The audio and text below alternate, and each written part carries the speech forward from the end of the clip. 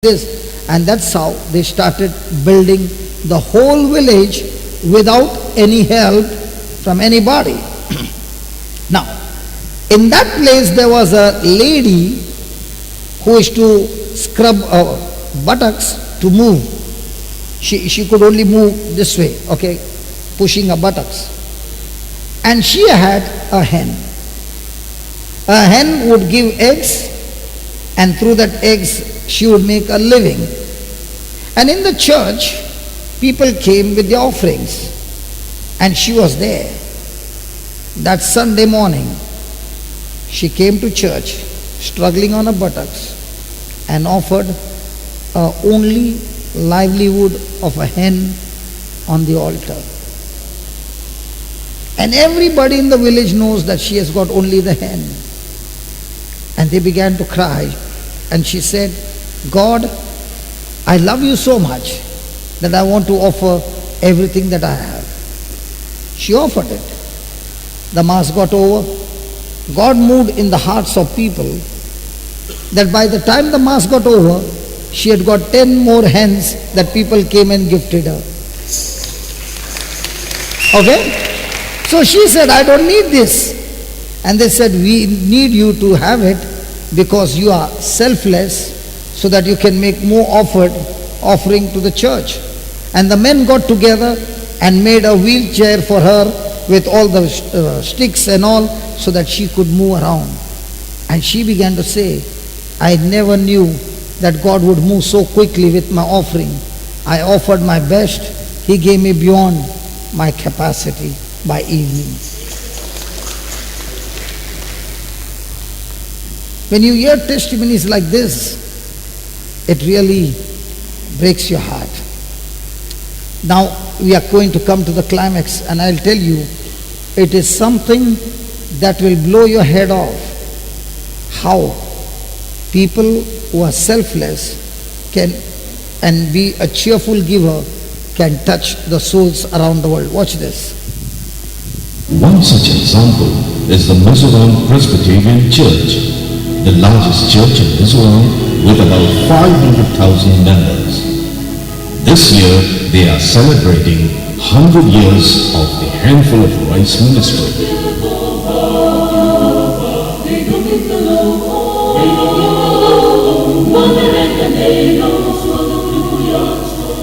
In 1914, the money received from the sale of handful of rice was rupees 80. That is $1.5 US. In the year 2009 and 2010, we raised money $1.5 million US from handful of rice offering. We don't receive any outside funding. All the money we have, we receive, is raised within ourselves. At the close of this last fiscal year, we... How much?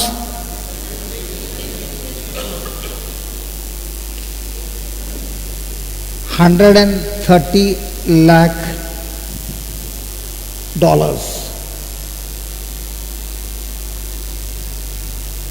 1 million is 10 lakhs. Correct?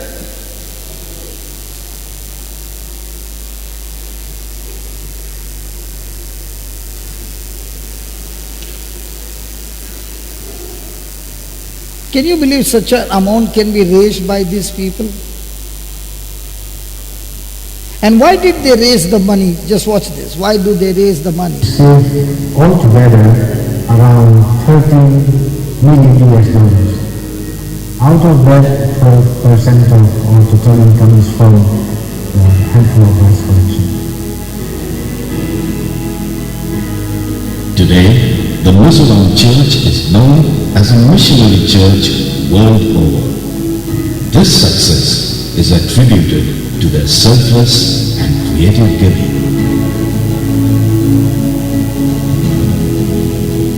Mizoram state is the most backward state in India, and the poorest of the poor, but still we can raise funds from the Ministry of the world.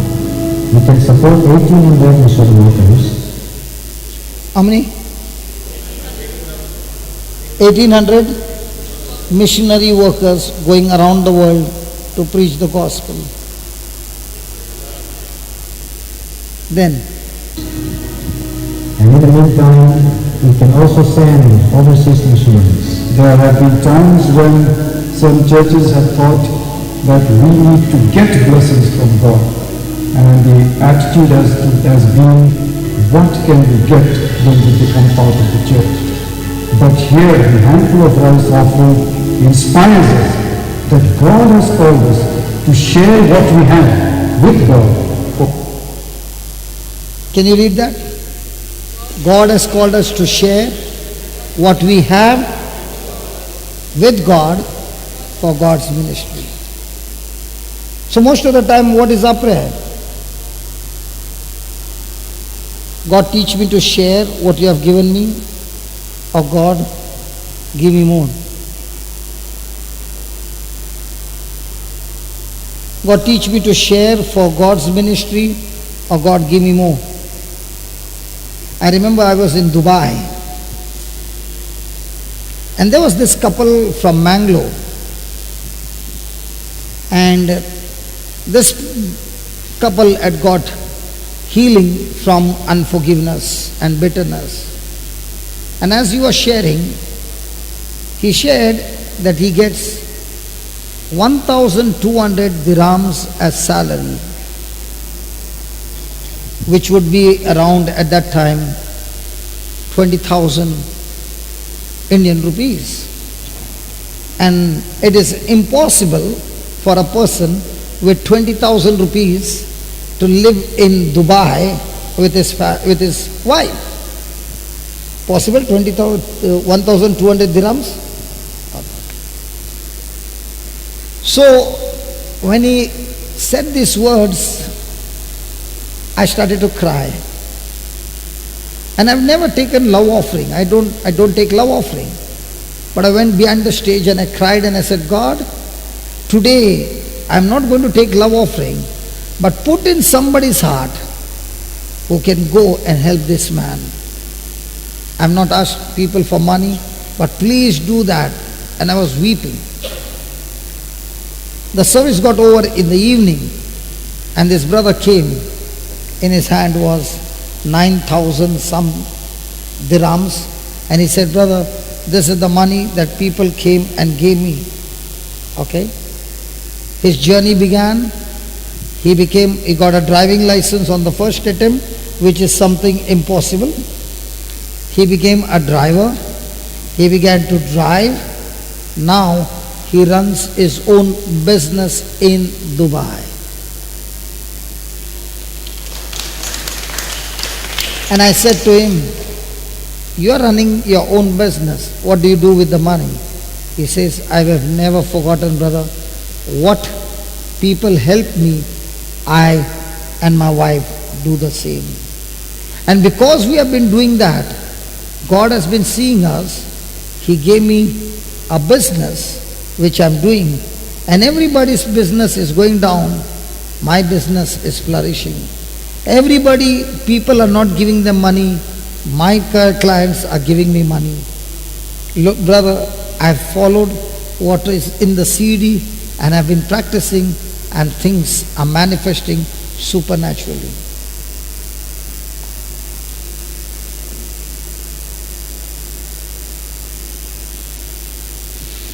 God's ministry. We majority people say, as long as we have something to eat every day, we have something to give to God every day. What a beautiful dialogue. As long as we have something to eat every day, we can give to God something every day. Are we the givers of every day? I'll tell you without a doubt, when my life started with Jesus, I never counted. I became a giver. And I never counted 10%, never in my life. And was a continuously giver. And I found by being a giver, the way God has multiplied, I can tell you, even if I have to take love offering, it would have never come what God has done in this place. It can never come. It is when we follow God's principles. And the world principle says when you give, you are in subtraction. We learned it in mathematics. But when you learn in the gospel, Jesus says, when you give cheerfully, you are in multiplication. World says it's subtraction, division. God says it's not subtraction or division. When you do it in my name for my kingdom, it's not even addition, it's multiplication. And if you can't believe it, look at this place.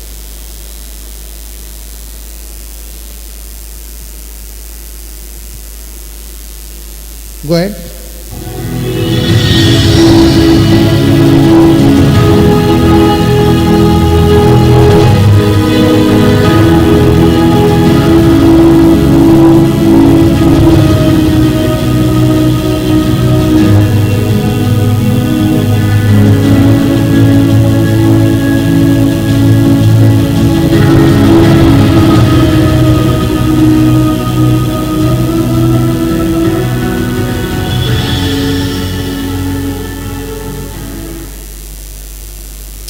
Okay. Praise the Lord. So can we just close our eyes and respond to what we have seen? Let the seed not go wasted.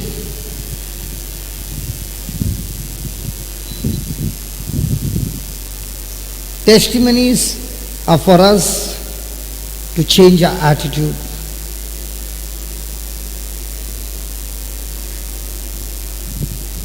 What is going to be your response?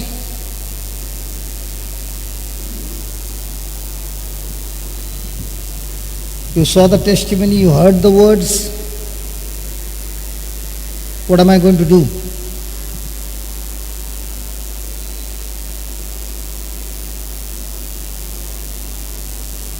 The people of Mizoram, their heart condition was being a cheerful giver.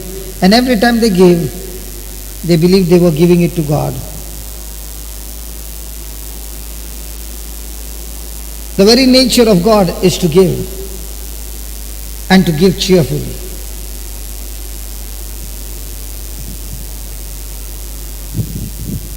Am I having insecurity?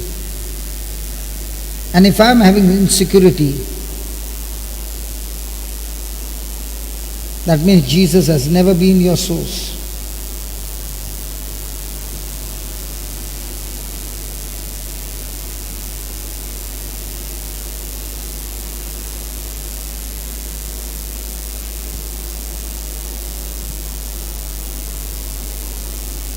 What is it going to be my commitment to God?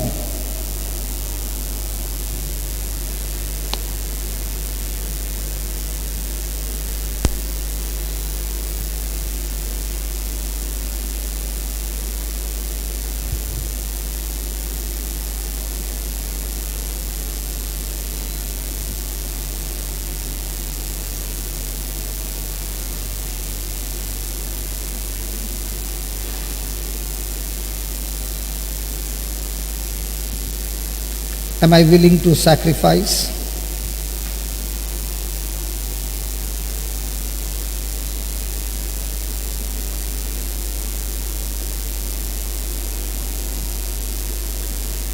Sacrifice?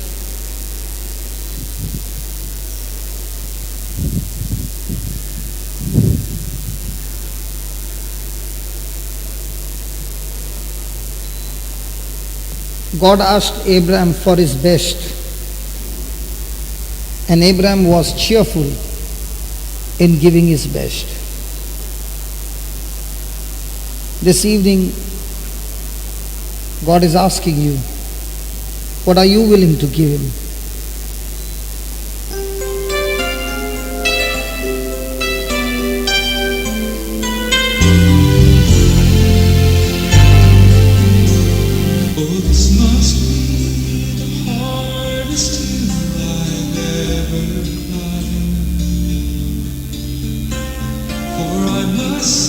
Sacrifice you promised, Son of mine.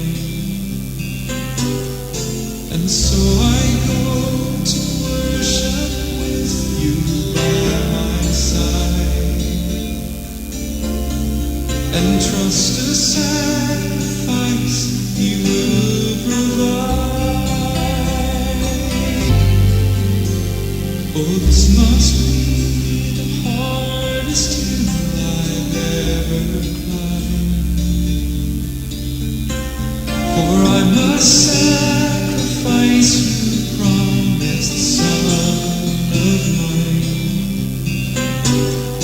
And so I go to worship with you by my side, and trust a sacrifice you will provide. And though I cherish you, I must now offer you to him who is the giver of all good things. And though I cherish you, I will now offer you, for surely he could raise you up again. And though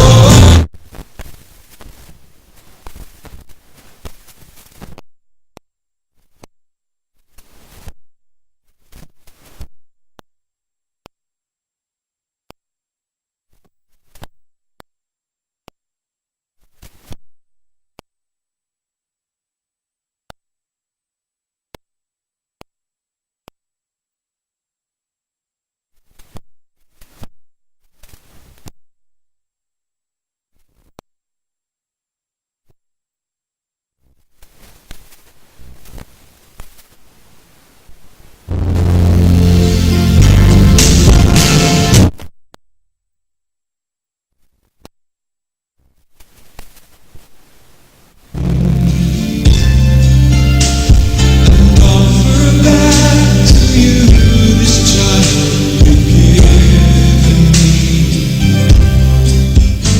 Oh son, you must believe he's called us to obey, and by his love he'll make a better way.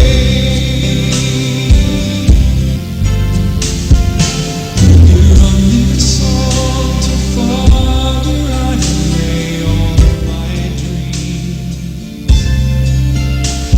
and offer back to you this child you've given me.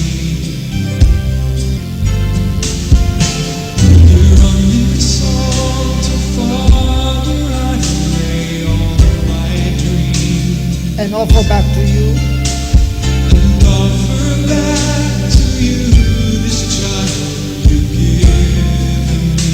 here on this altar, Father, I lay Here on this altar, Father, I lay all my dreams, and offer back to you this child you have given me. offer back to you this child you've given me. Here on this altar, Father, I lay all my dreams, Here on this altar, Father, I lay all my dreams, and offer back to you this child you've given me. Oh son, you must believe he's called us to obey, and by his love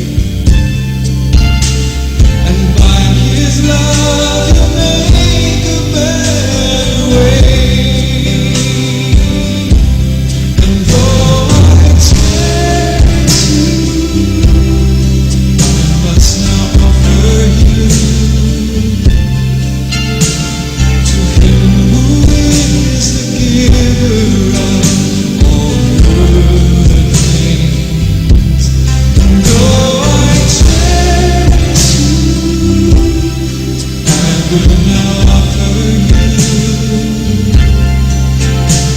for surely He will raise you up again. Oh Abraham, oh Abraham, now that I know you fear my name, withhold your hand. Oh Abraham, oh faithful man, your only son, he's not the one. Behold the Lamb, behold the Lamb. Oh Abraham, oh Abraham,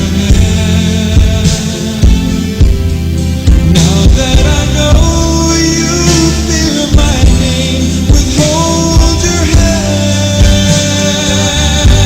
Oh Abraham, oh faithful man, your only son, he's not the one. Behold the Lamb, behold the Lamb. Oh Abraham, oh Abraham, now that I know you fear my name, withhold your hand. Oh Abraham, oh faithful man, your only son, he's not the one. Behold the Lamb, behold the Lamb.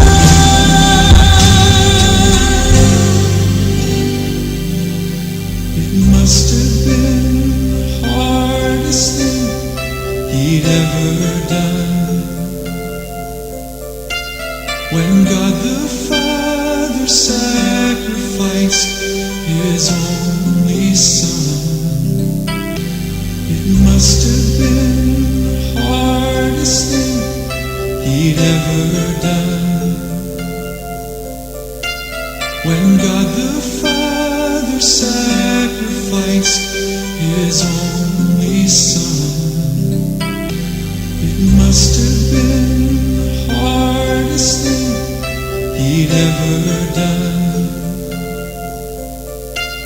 when God the Father sacrificed His only Son.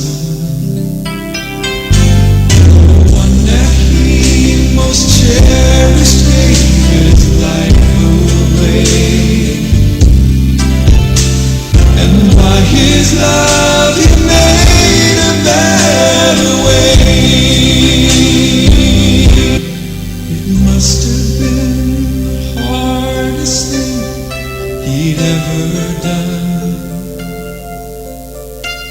when God the Father sacrificed His only Son.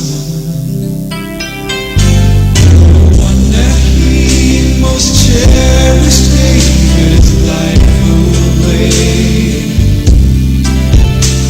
and by His love He made a better way. And so I cherish you, and so I honor you,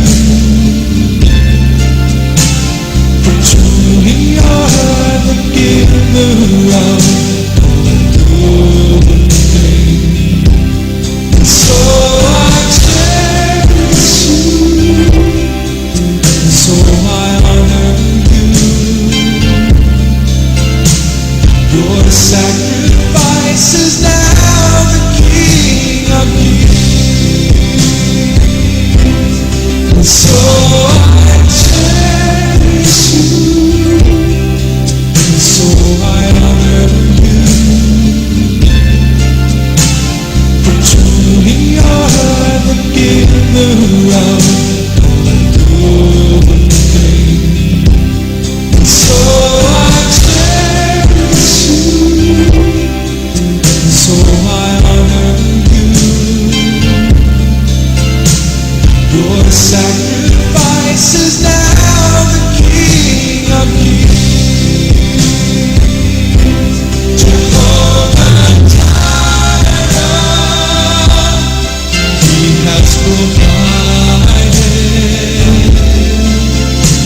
the sacrifice of love no man could ever pay. And what He requires of you and me, even the hardest things. Your blood, Christ, your sacrifice gives me strength to obey.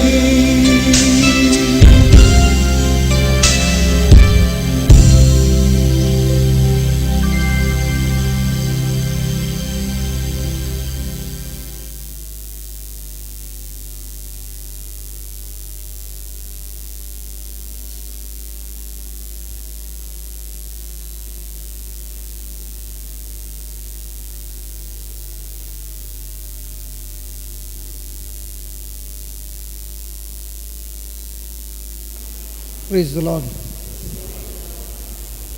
So, what is our response to the Lord? Be a cheerful giver. Can you just read the notes that you wrote? Let's read it before we go forward. G.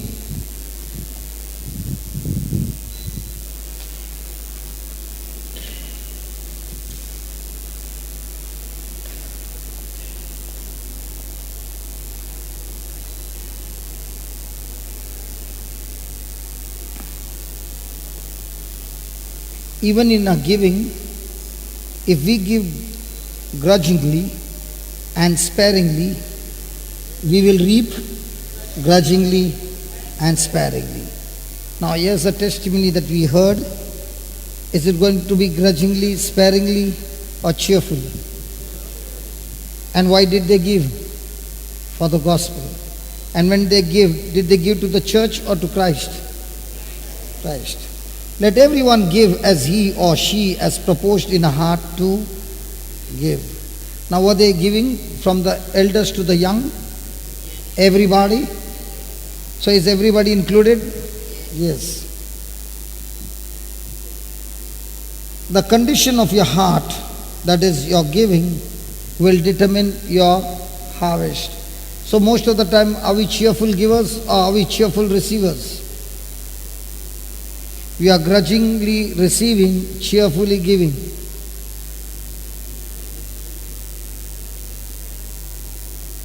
We are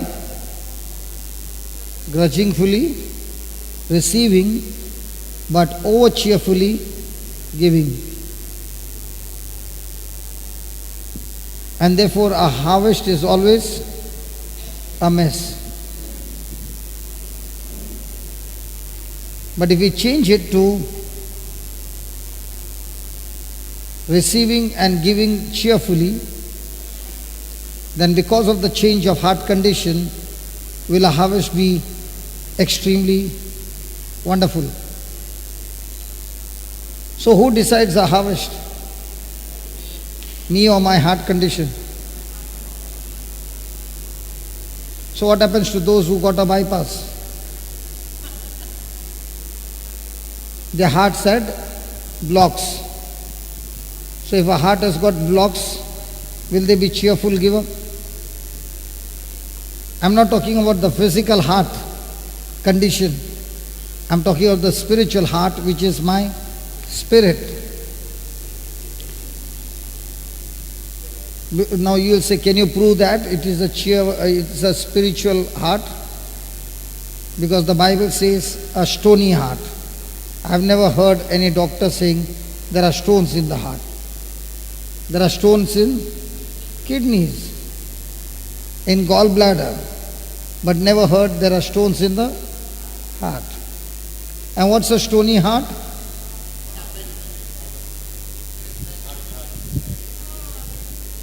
What's a stony heart? My God. What is a stony heart?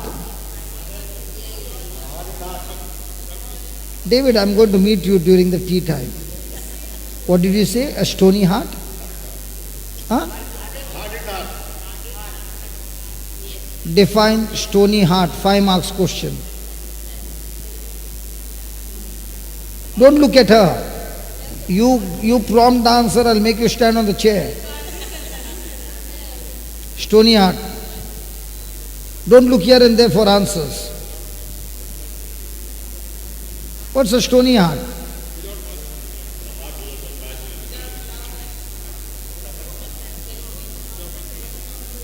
Everson, stony heart. All those definitions are what you knew before you came in. And after hearing also, you got the same definition. The problem is we don't learn the definition.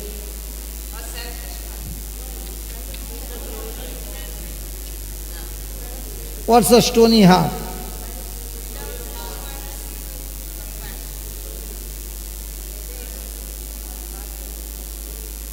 What's a stony heart? Brother Edwin, you can't see the notes in this book. What's a stony heart? Huh?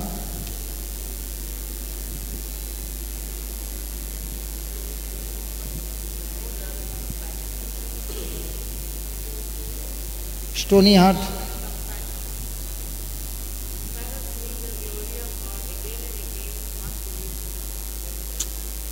I know which student to ask. Pharaoh's heart was hardened. Means what? He saw God's power manifesting again and again and again. And Moses saying, tomorrow this time, this is the plague that will attack Egypt. And it happens. He knows it's God who is doing it. But yet, he refuses to believe. That's called as a hardened heart, stony heart. So are we having stony, hardened hearts? God shows us miracles, but yet we don't want to change. What is that? A stony heart. The Israelites, did they see miracles after miracles? Did they see the Red Sea part? But when they came to Mara, the place where the waters were bitter, what were they thinking at that time? They were thinking of picking up stones and stoning Moses to death at Mara. 3 days before, they were praising God for Moses, when he made a prayer and the Red Sea parted.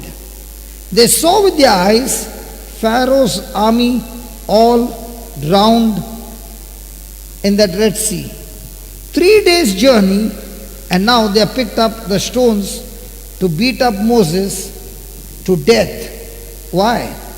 Because after 3 days they found the water, and the water was bitter. Where is Moses looking at? God. Where are people looking at? Bitter water. In our lives, when we face afflictions, where are we looking at? God. Where the people of Israel looked at? The bitter water. And where are we looking at? Where are we looking at? If we are looking at an affliction, that's called as a hardened heart, stony heart. So most of the time, are we having stony heart?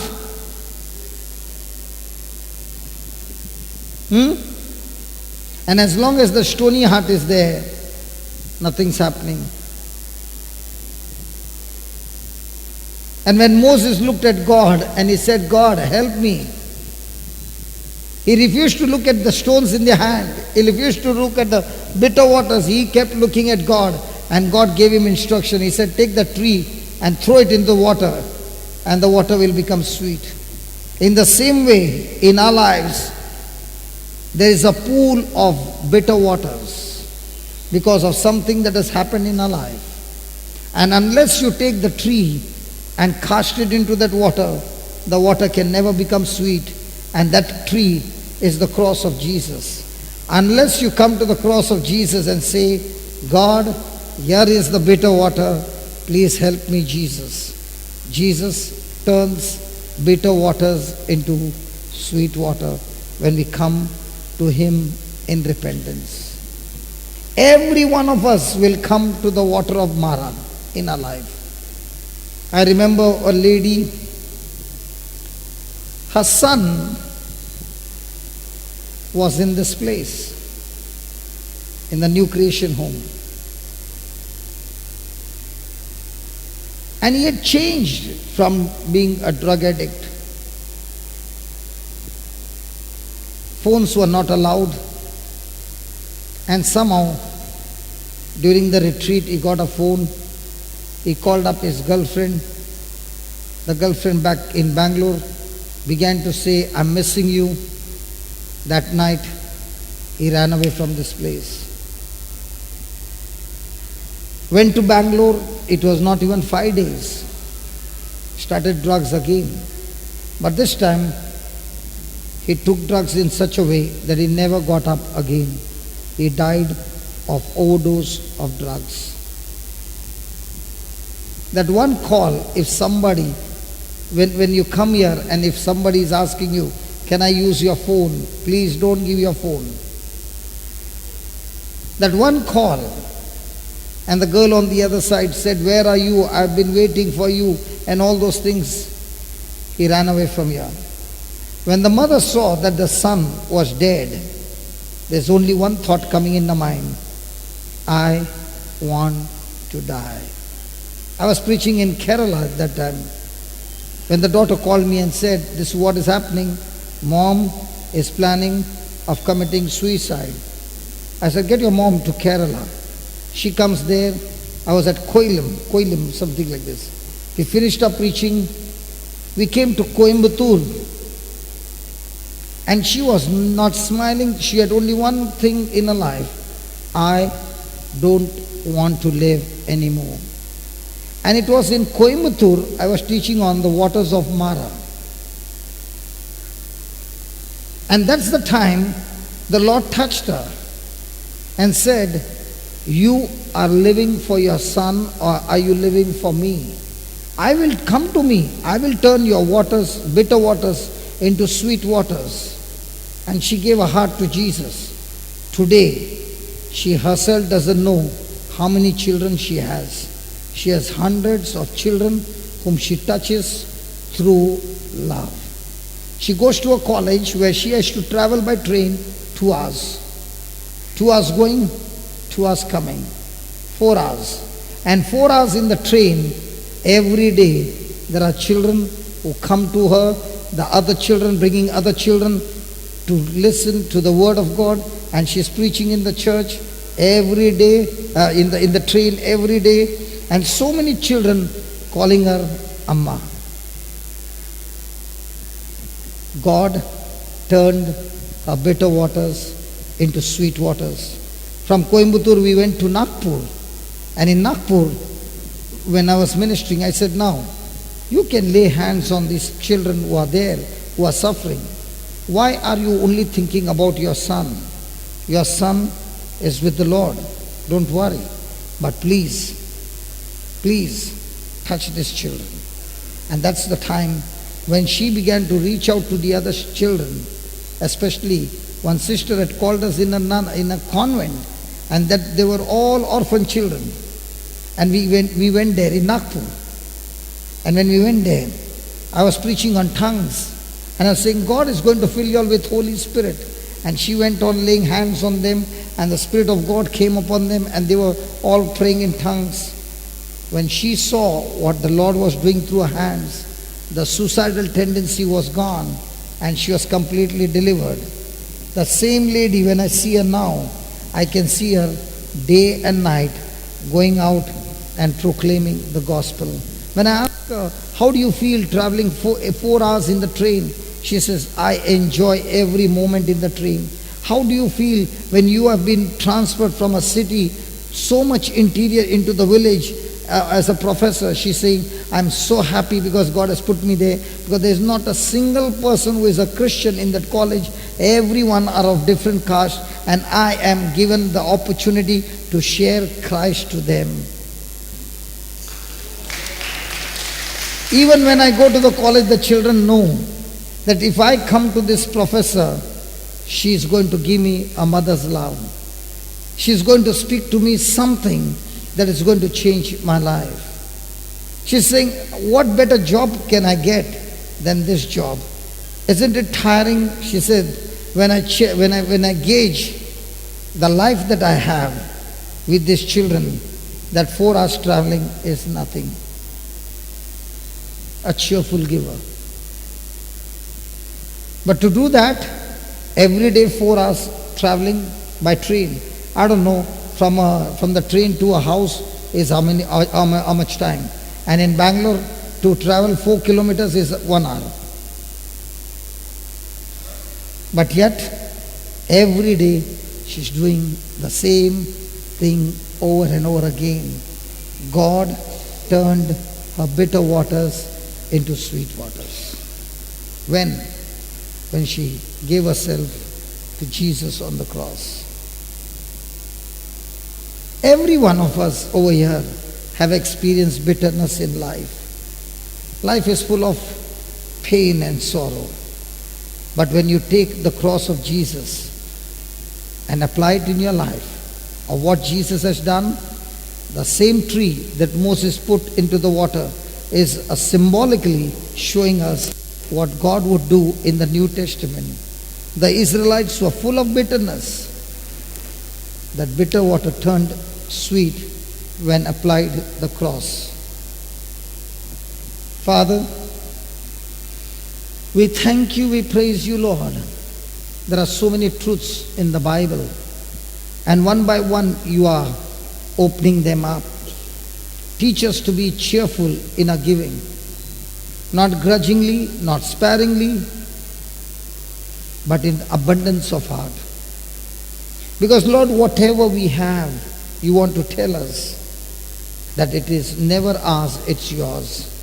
And when we cheerfully give, we are exercising our faith to say, Lord, even though we can see with our senses, when I give, it is subtraction, but I believe in my heart that you said, when I cheerfully give, it is going to be multiplication. So Lord, I thank you for the new mathematics that you have taught us. And I pray and I ask you, Lord, that people will practice this new mathematics and see with their own eyes the manifestation of your glory. And as they see the manifestation, they will go and teach others as well how to live a life of being a cheerful giver in the kingdom of God. Thank you and praise you, Lord, for teaching us so many beautiful truths that are foolishness in the eyes of those who are of the world. We thank you, we praise you, Lord, for helping us to renew our mind, for helping us to believe, for helping us to practice. And as we do that, we will surely see abundance of life overflowing from our life in the lives of those who are hurting.